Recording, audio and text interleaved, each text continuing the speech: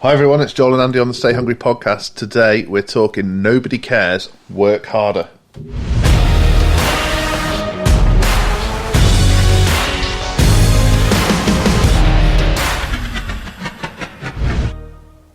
Andy, this is one that makes me feel a bit nervous.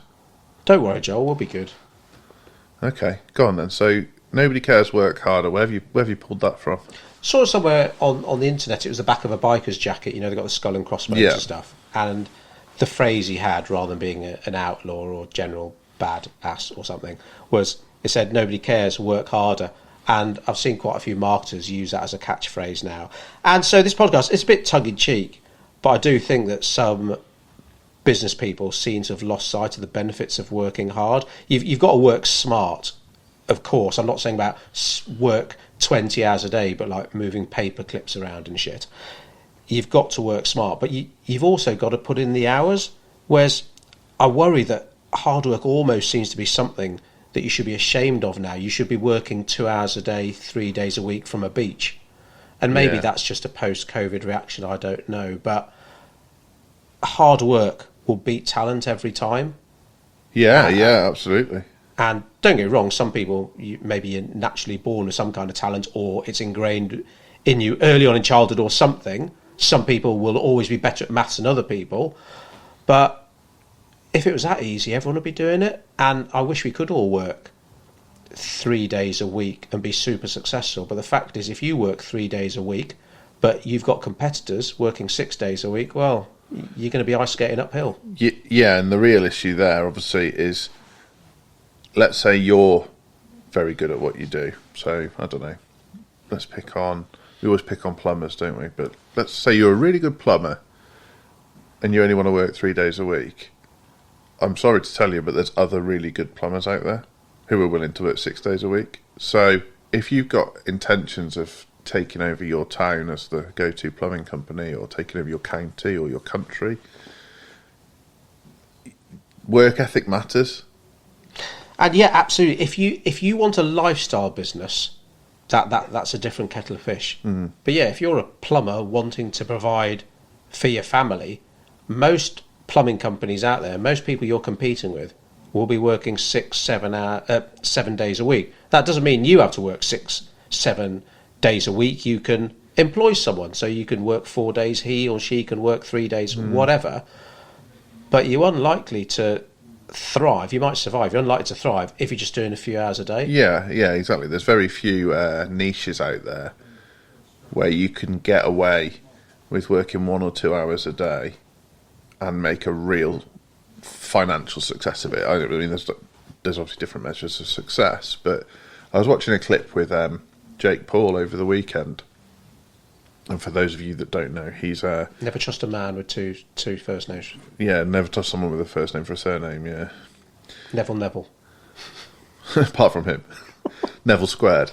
So, anyway, Jake Paul, he's obviously a massive influencer, huge, and then he's transitioned into boxing, and has made more money than most boxers in boxing, which has caused him to get a lot of hate, a lot of hate, because obviously he knows about promotion, he knows how to really big himself up.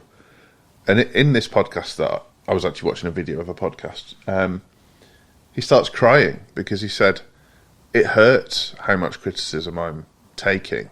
He said, because what people don't realise is I work really hard. I'm working 20 hours a day to achieve this. I'm a full-time influencer and I'm having to train to be a professional boxer. And that takes it out of you. And what people were wrongly assuming is because he's an influencer, or he just takes a few photos with a Lamborghini in front of a nice house, banks the cash, and then he goes to the gym all day. And it's like, no, there's strategy to what he's doing. There's thought, there's planning, there's travel, there's appearances, there's press, there's all the things he has to do. And you probably won't find many people willing to work that hard. That's what pisses me off when people have a go at Queenie, you know. Like, whether you're a monarchist or a royalist, and I'm probably in the middle, to be honest, but I am aware they bring in more money than they take out, but that's by the by. Monarchist and a royalist is the same thing. Sorry, a monarchist and a Republican. Republican, right? yeah. Apologies.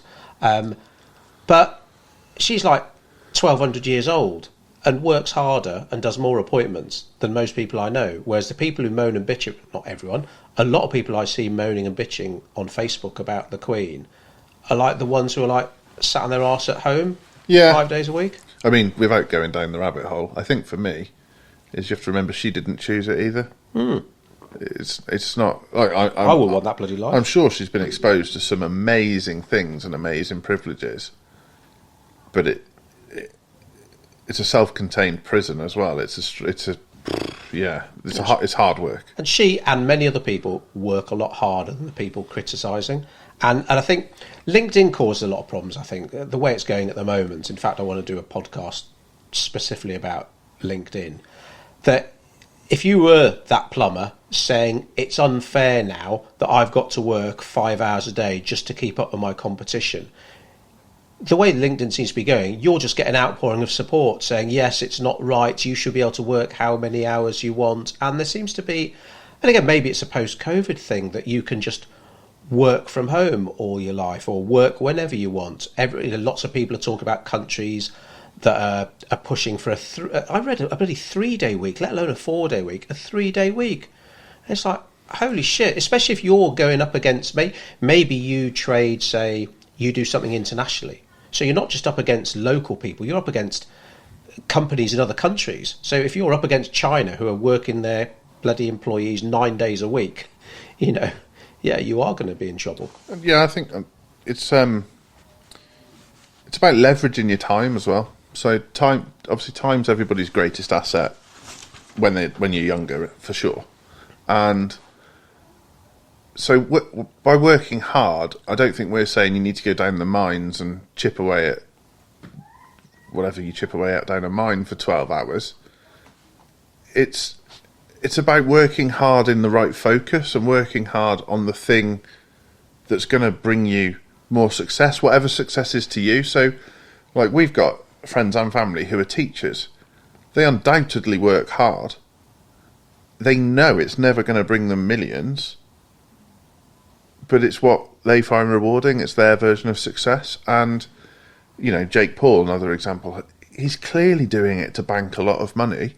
Everyone knows he's doing it to bank a lot of money, but he's good at it, and he's doing more of it. And then I think there's a real sense of, and this is what grates with all sort of sectors of society, is the people who want something for nothing. So I know people who work really hard at what they do and are proud of the day's work they do, and maybe they don't earn much, but they're very, very proud of what they achieved that day. And they have friends who moan about, it's all right for you, you've got a job, blah, blah, blah. And it's like, well... Yeah. It's interesting to hear about the not appreciating how hard some people do work. And obviously social media distorts a lot of things. But, the a good example would be my daughters, and this is probably more a reflection of me as a parent than anything else. But they went through this phase a couple of years ago of want to set up a YouTube channel because they've seen these influencers called something like the Codebreak brothers or something, who on the face of it, they just drive around in Lamborghinis all day. Yeah. And they released 2 videos, or they did at the time, I don't know what they're doing now. They released 2 videos a week on their YouTube channel, say every Tuesday and every Saturday. And they had millions of followers, and they were obviously multimillionaires driving their Lamborghinis around California. And my girls were like, well, I want to set up a YouTube channel. I was like, well, okay. So the Codebreak brothers, or whatever they were called, they released 2 videos a week. Is that what you're going to do then? Yeah, be easy. Right, okay, we'll set up the channel together then, and you commit to doing 2 videos a week. Guess what happened, I think, by week number 3 or 4? Yeah, they hadn't done one.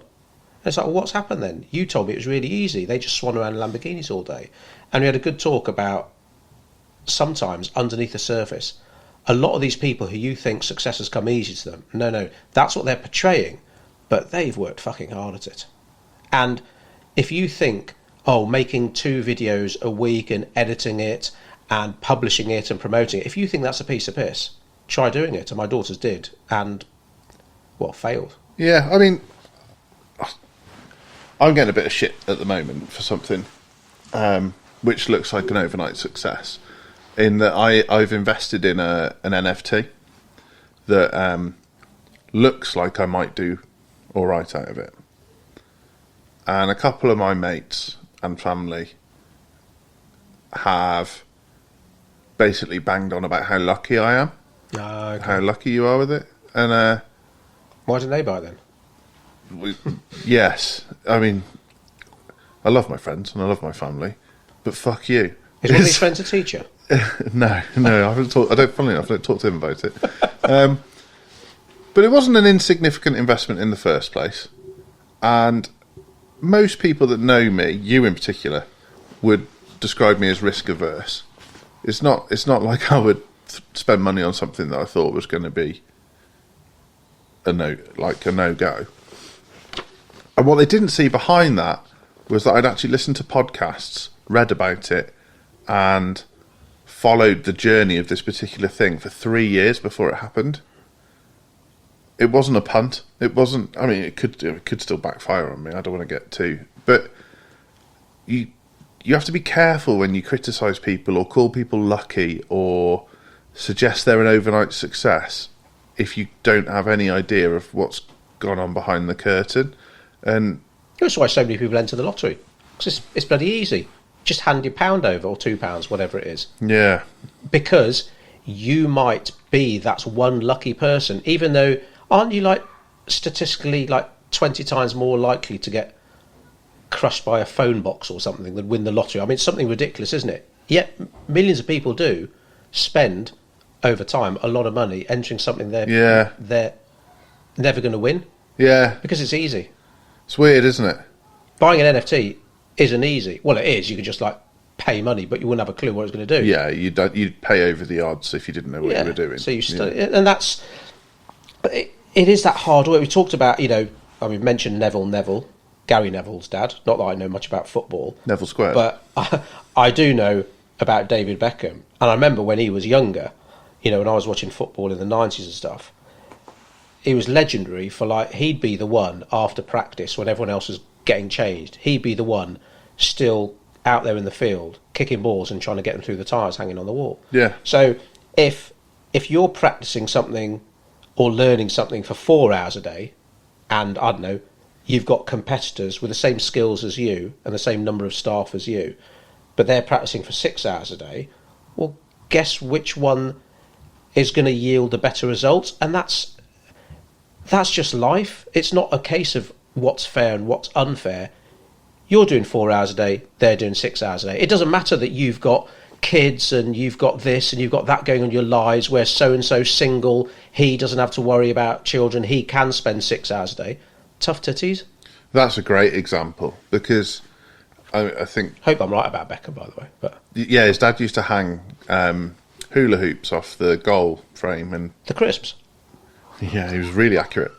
Oh my God, I was watching Maradona do keepy-ups with a golf ball. Have you seen that? Yeah. Fucking hell, mad.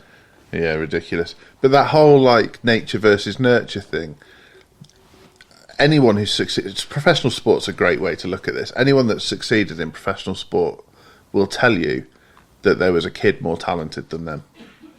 That when they were 15 in the youth team, there was someone better than them.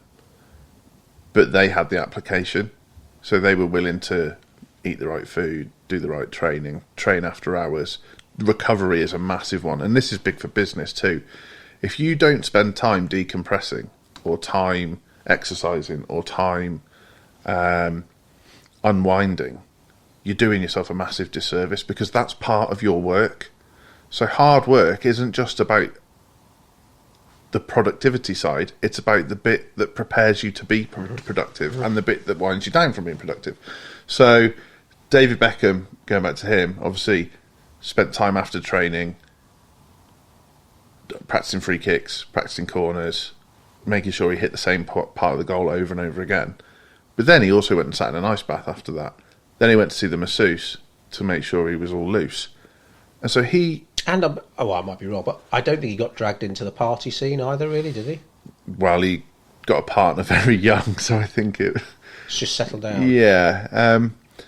Rather than going out boozing a lot. Yeah, I don't think he was ever crazy partier like some of them, but they obviously, that Man United team had Alex Ferguson in charge and Roy Keane was the captain, so probably taken a bit of a beating. But it was that whole training finishes at 5. Do I go home and have dinner with my family, or do I do an extra 2 hours training and then another 2 hours of recovery before I go home? That sacrifice is massive. And it just doesn't cut it now for people to say they don't have time. When if they broke their day down into bloody half-hour chunks or whatever it might, it turns out that a large percentage of that day is taken up binging the new series on Netflix or whatever. Yeah. It's hard not to sound preachy about all this. I'm not saying you have to bloody love a Netflix series. Get up at 4 and work like a bloody beast all day. But it turns out that you're spending from 7 till 11 most days watching Netflix or whatever it might be. You don't have to use all those 4 hours to do more work, of course not, but 4 hours is a big chunk of change. Yeah, was that the most productive use of my time? And I think, if we get really philosophical about it, we don't just mean work. You have to put work into all areas of your life. So was 3 hours in the evening sat on the sofa with your wife watching Netflix a good use of your time towards your relationship? Or should you have had an hour at the dinner table, maybe gone for an evening walk, and then watched an hour of Netflix? And interestingly, how would that then impact your work day the following day? And that's where it really starts to stack, where the compound effect of your behaviours really hammer home. Yeah, that's really good, because I think a large culprit of this situation is this focus on the so-called work-life balance, whereas we look at it as work-life harmony. So work-life balance gives you the feeling that it's all about the amount of time, but it isn't just about the amount of time you spend at work or the amount of time you spend with a loved one, but how present you are. It doesn't matter that you're in the office for 10 hours. Again, if 8 of those hours were spent arranging paper clips, you'd be better off being in the office for 5 hours, shutting your door and working uninterrupted on income generating tasks. Because, I mentioned this story somewhere before, but when my youngest daughter was 8 or something, I was really quite pleased with how much time I was spending with her. And she was like, but you're never fully here. Your phone's always going off. I'd rather spend less time with you, but just with you rather than with you and your phone. And I was like, fucking hell. It took an 8-year-old to point that out to me. So work-life balance, I think that's just, if you look at it as work-life harmony and being present and focused on whatever you do, work, family, time off, relaxing, things will be a lot smarter and work better for you. Because I appreciate the mental health aspect. You need to be mindful of pressure. But being a business owner, pressure, it does sort of come with the territory. And of course, you've got to be mindful of it. But if you can only really handle working 2 hours a day, then you want to spend the rest of it fishing, well, maybe being a business owner ain't for you. Yeah. Or, you kind of got to match it up with your expected outcome. So, for easy maths, if you do work 2 hours a day and you're competing with someone that works 4 hours a day, the reality is their business will end up being more than double yours because of the compound effect of their extra 2 hours every day. And if you're all right with that, that's fine. But Gary Neville, we've mentioned his dad. He references in a lot of things that he was a very ordinary footballer, but nobody was better than him at application. And so he worked so hard to make up for his flaws as a footballer through effort, and then became one of England's most capped right backs. That's not bad. Blimey. So we talked about offhand exercise and stuff, but when you look at exercise, hydration, meditation, these different things you can use to help you stay focused, I think you're surprised how much more you can get done in a small amount of time. So where some people, maybe pressure makes them turn to things that maybe aren't as beneficial for you, like booze, for example. Yeah. You might be better off, like you mentioned, going for a walk. You might be better off just drinking more water. I used to think meditation was a load of old bollocks, but it's amazing now how many sort of people that we look up to, people that a lot of people look up to, turns out they meditate. Meditate, journal, pray, whatever their version of it is, there'll be a way of them aligning their focus. Yeah, so that can perhaps address some of the mental health aspects of pressure that come with being a business owner, rather than saying, well, the secret, actually, the solution is to work less. I'm going to work 3 days a week instead of 5. Yeah. Well, is that the answer? I think something that's worked really well for me, and I know to an extent for you too, is to look at dead time. So I naturally wake at about 5:30, usually. Clocks have just gone forward, so it's a bit different this weekend. But normally I'll naturally wake about 5:30. If I set an alarm, I can comfortably get up at 5. 2 hours later than Nathan, then. Yeah, our friend who's an absolute monster. But that's not me. I'm not a huge advocate of the 5 a.m. club. It's what's right for you. But my dead time, the time where all I want to do is veg out and watch Netflix, is probably any time after 7 p.m. I'm not going to get much work done after 7 p.m. My brain's tired. And so, am I better off letting myself get out of bed at 5:30 rather than sitting there on my phone waiting for my wife to wake up and walking the dog, perhaps emptying the dishwasher, getting my emails done and my journaling done, so when I come into work I've got a productive day ahead? Or should I just lie there, as a lot of people do, and then rush everything between 7 and 8, and then know that I'm going to be completely vegged out in the evening? Whereas, so that's now led to a point where I kind of go to bed at 9:30, and I'm fine with that, and I don't feel like I'm missing out anymore. And, you know, the beauty of Sky and stuff, you can record anything that you would have watched and all that. But my day is far more productive. So I probably do what most people would consider 5 days work in about 3 days, which has bought me an extra 2 days. And that's a smart way to work hard. Yeah, at the moment I choose to use those 2 days for work too, but I don't have to. So yeah, that's a really good thing. I mean, like you, I'm not a fully paid up member of the 5 a.m. club, but that is the time, especially in the summer, I tend to wake up at.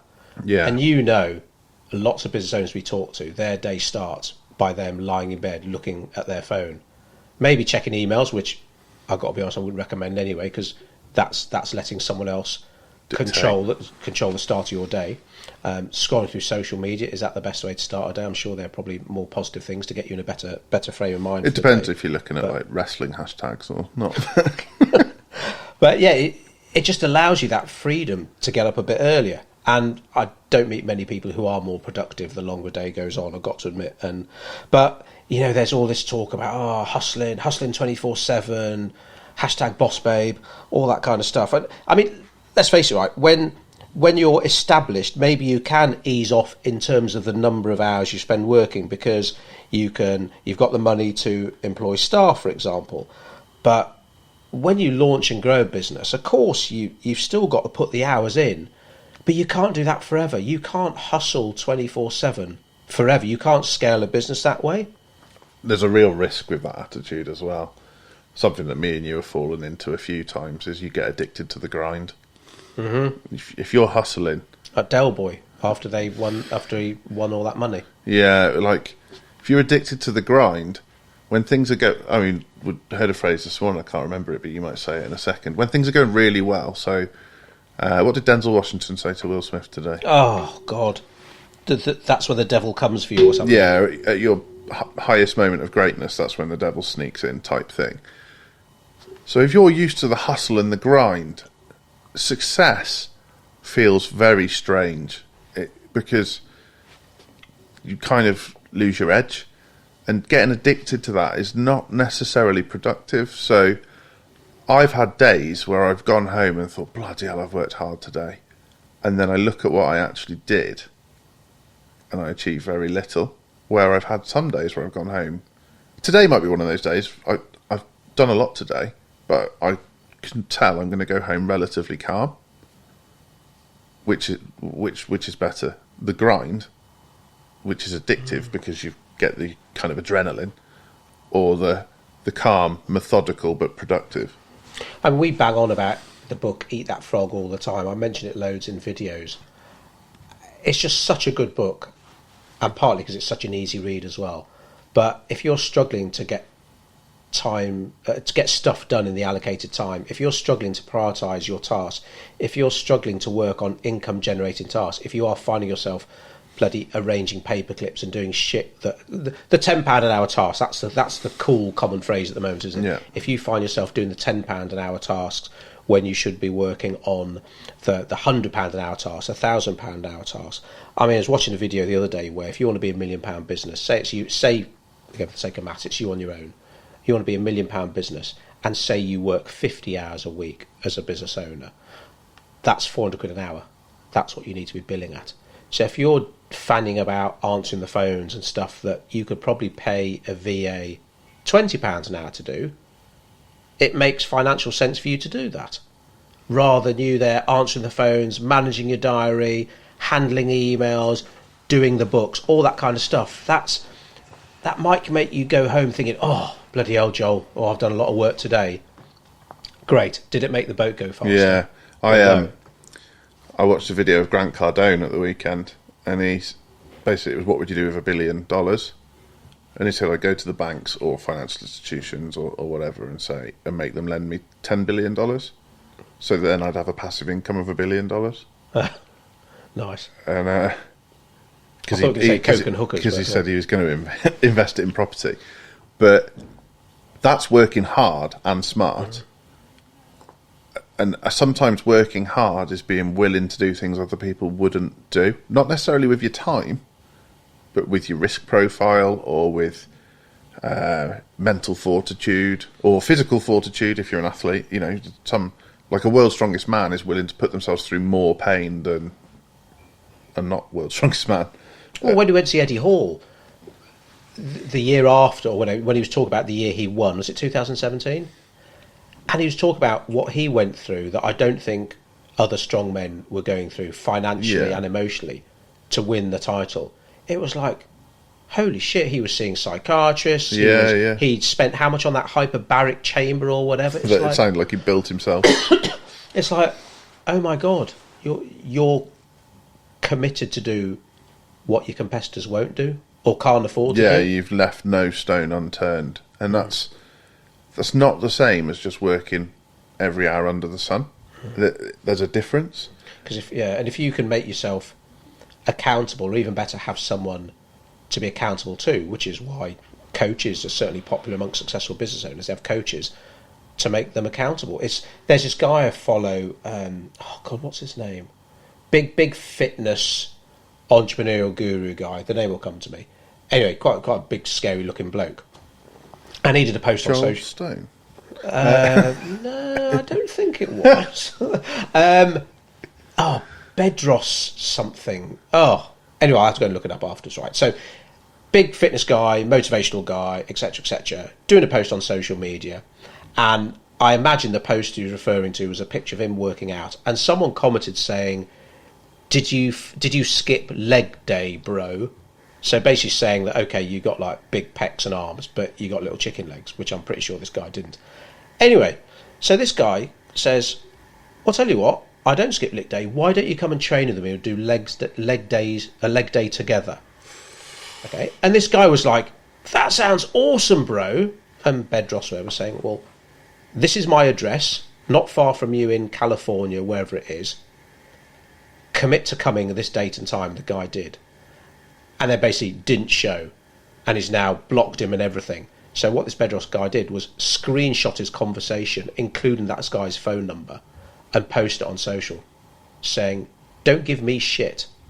And then when you can't be accountable to yourself, you've said to me you're going to turn up and do this, and you didn't, and now he's been totally outed. Never judge a man until you've walked a mile in his shoes. Yeah, it's like, holy shit. So yeah, accountability is fantastic, because if you're saying you haven't got enough hours in the day or whatever, well, you have. Yeah. I can't think of a politer way of fucking saying that. And I guess the other sort of bent on that is there's plenty of people out there who do things I won't do. To achieve what they've achieved, they do things I just won't do. But equally, I'd like to think there's very few people out there that'd be willing to live a day in my shoes and do what I do to achieve what I achieve. Let's talk about a book. How many guys... In fact, when did we last meet someone who didn't say, I've always wanted to write a book, there's a book in me? Okay, well, the difference is we fucking done it. Yeah. You probably all, as a business owner, you probably have got a book in you, but there's a big difference in having a book in you and, to be honest, doing what we did in lockdown, to sit down and work out a plan of getting our book written and published. Yeah, absolutely. Nothing to stop anyone doing it. And the flip of that, so we're lucky because we network in a lot of circles where people are full of praise for the fact we've written a book. They're very generous with their praise. Is that luck? It wasn't, well, yeah, luck was a bad choice of words after what I said before. We deliberately hang around with people who lift us up, don't pull us down. That's a better way of putting it. But if you are going to write a book, know that the amount of shit you'll receive on the other side for writing that will blow your mind. So that's hard work in itself. And sometimes being willing to do what others won't, when you know that you're going to come in for some shit on the other side, is also an example of what's required. And that's maybe not the hardest sell, but something. There is that fear in marketing. If you market yourself more and you do it right, you will just have to deal with more shit. In fact, somebody said to us that the price of becoming more successful is having to deal with more pain. Bigger problems. Yeah, whether that's internally, like staff, HR headaches, or keyboard warriors, whatever it might be. But, what's that other phrase? Amazing things happen on the other side of fear. Yeah, new level, new devil. That's my that's a nice my favourite one. Because you just... Obviously... You've been talking to Denzel again? Yeah. Or Joe, one of the others. But yeah, it's that knowing, like the fear and do it anyway type attitude of, I know this is going to be hard. I know I'm going to have to go through quite a lot of pain, be it mental, emotional, physical, and I'm going to do it anyway. Have a look around your friends and family, and you'll be able to spot the ones that can do that. And it's even easier to spot the ones that can't. Yeah, and friends and family, we talk about the average of the 5 people you spend the most time with, and that's offline and online. But if you're surrounded by well-meaning people, but they don't really pull you up, or they agree with everything you say, and that comes back to that sort of LinkedIn point I made, that if you ask for feedback on LinkedIn, generally speaking, because people are lovely and they like you, they'll just tell you the nice things. Whereas sometimes if you're posting something like, I've just done my first video, here it is, what do you think? Everyone's probably, Andy, that looks brilliant. I wish I could do a video. I admire you, that's amazing. Whereas that might be true, but what about if there are things you could have done better on that video? Who's going to actually be honest and helpful enough to message you privately saying, have you thought about doing this, or have you thought about filming it this way? Stuff that's actually going to help you. Yeah. Because if you're there moaning about, I've got to work 12 hours a day to outdo my competitors, and everyone's going, that's so unfair, hun. No, bollocks. You can use your time smarter. There are people out there to help you. There are apps out there to help you. There are simple processes you can put in place that might be painful in the short term, but just no pain, no gain, where you can extract more focused energy out of a shorter amount of time. Yeah, it's interesting, isn't it, when people look at you and they're like, why'd you put yourself through this? It's like, do you not see everything else I get because of it? Like, there's two sides to that. Yeah, no, absolutely. So what would your sort of final thoughts be? Because it's hard, like, if we were to call this podcast, Nobody Cares, Work Harder, it's like, yeah, that's not the solution, is it? Just to work harder? No, it's about working smarter. But you ain't gonna, if you think you're going to get to the pinnacle of your industry by working 5 hours a day, Monday to Thursday, and that's it. Yeah. Yeah. And that's okay. I guess that's the other thing, is as long as you don't feel entitled to whatever that the truly successful people in your industry get as a result of their efforts, that's okay. The moment you think you're entitled to things that you haven't earned, that's a real... And I don't mean necessarily financially earned, I just mean earned. There's nothing more frustrating than sitting with somebody who envies what you've got but isn't willing to do what you did to get it. And and that's most of the hate you'll get online. It's from people who are... You'll remind them of stuff maybe they think they should be doing, but they know that it falls down. They just can't be asked. And like, to qualify this as well, I am well aware that I'm lucky to live in the UK and to have gone to a half-decent school and to have had the opportunities presented to me that I've had presented to me. And I've met people who've definitely worked harder than me and have less to show for it. That's not what we're getting at here. What we're getting at here is removing excuses. So I don't mean people who are, living in a war-torn country or living in abject poverty in this country. I mean, on a day-to-day level, if you're sat in a network meeting with other businesses and they're like, oh, it's hard at the moment, isn't it? Don't fall into that. It's always hard. There's always a reason to think it's hard. So... Yeah, entitlement, that's God, we could do multiple podcasts on that. That's, I think, damaging a lot of businesses. And it's being... Those opinions about being entitled to something are being again reinforced on social media. We've had it with quite recently, a health club client where a pregnant lady wanted free membership, or rather expected free membership, purely because she was pregnant and the doctor said she should do some regular exercise. She thought that entitled her to free gym membership. See, I find that so difficult because I think there's people in society, in all walks of life, you don't know what's going on behind the closed door. So that level of entitlement is horrifying. There are people who have nothing, and you're, in this case, a middle-class pregnant lady asking for free gym membership. It's like, you're not top of the list for a free membership. Was it the one at Sainsbury's? It was a supermarket where a lot of businesses were offering discounts and stuff to key workers and, doctors and all that kind of stuff. Yeah, yeah. And someone piped up saying because they worked at a supermarket, would they be entitled to the discounts as well because they were there serving people? It's like, fucking hell. Yeah, that's scary, Blows isn't my it? mind. It's scary. And I think... But that's the... I think what we're getting at is entitlement is a real issue when it comes to work ethic, because and something I always point to that I think is pretty fair across the board in the UK is the pressure for schools to give everyone a medal in the running race. And like, what are you teaching those kids? Because it's okay to come first and it's okay to come last, and you learn more from coming last than you do from coming first. And I tell you, who learned the most in that race, the person that came second, because they nearly won. And if you just give them all a gold medal, it's a real... And it's not because I think we should have a hierarchical society or that some people... you'd get shot down if you said that on LinkedIn at the moment. Yeah.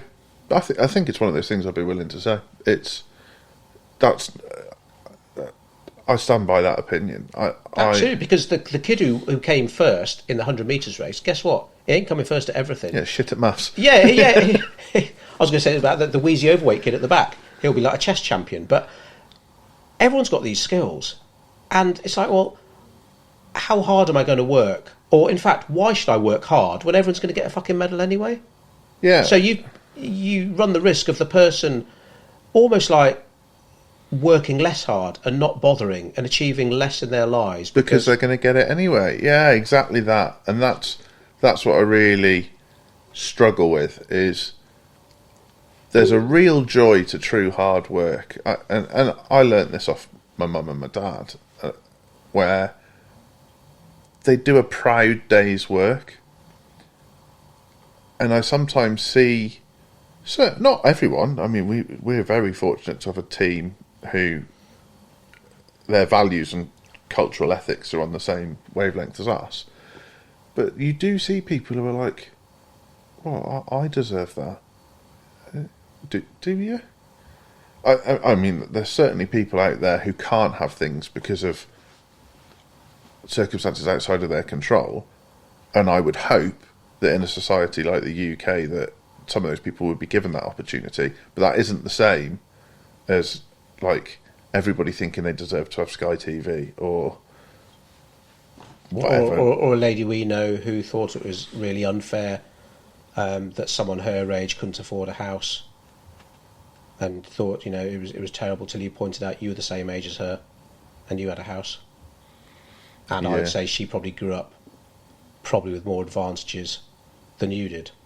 Yeah, that's tough, isn't it? Yeah. That's tough. But then when you find out her entire weekend consists of sitting in your pyjamas watching Netflix, well, that's why Oh, Joel's no. got a house and you haven't. Yeah, she was older than me, wasn't she? I forgot that. I did. We won't name names, but yeah, like I'm not going to get my violin out, but I certainly didn't come from a place of advantage. Let's But say. no one likes being told that for sure, do they? Yeah. So when someone sat there saying, "Well, I'm never going to be able to afford a house," I'm like, well, And you never will with that attitude. no, and I appreciate there are people that probably never will afford, and that's different. Yeah. But this lady that we're talking about had, well, she would have had good grades at school. She certainly had more social, economic advantages than me. So it was choice. Yeah, and it comes down to what this podcast is all about. She just didn't have your work ethic. She wasn't prepared to put the hours in to learn. Here's the bare minimum, and that's what I'm going to achieve. And that's what it boils down to. If that's your lot in life, then that's fine. And if you're a business owner running a lifestyle business, again, that's fine. But if you want to run a super successful business, doing the bare minimum ain't the answer. And I think the takeaway for me, particularly for business owners listening to this, obviously everyone should work hard. I think it's important just for your own self-esteem to work hard. When you start working for yourself, work harder. Because you have to. You have to. Just otherwise you're doing yourself a disservice. Unless you've banked a load of money and you want a lifestyle business, and power to you. That's awesome. Nice. Right, Andy. Before we sign off, we've got some big news for the podcast. Have we, Joel? It involves your name and my name and a .com. Yeah, so by popular demand, obviously everyone knows us as Andy and Joel, owners of Codebreak, and we do a lot of done-for-you marketing for various clients throughout the world.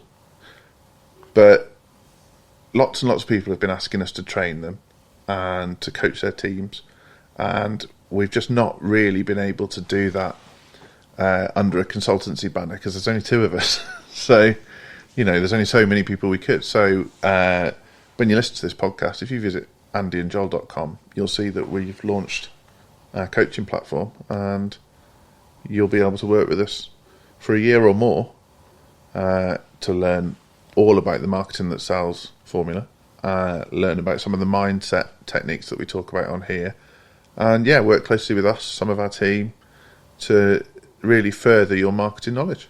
Nice. Where was that again? Andy and Joel. So it's not Joe. It's not Yeah. Joe. Joel. Joel, not Mr. Gallstone, as Barclaycard called me the other day. Mr. Gallstone. Right, take care, everyone.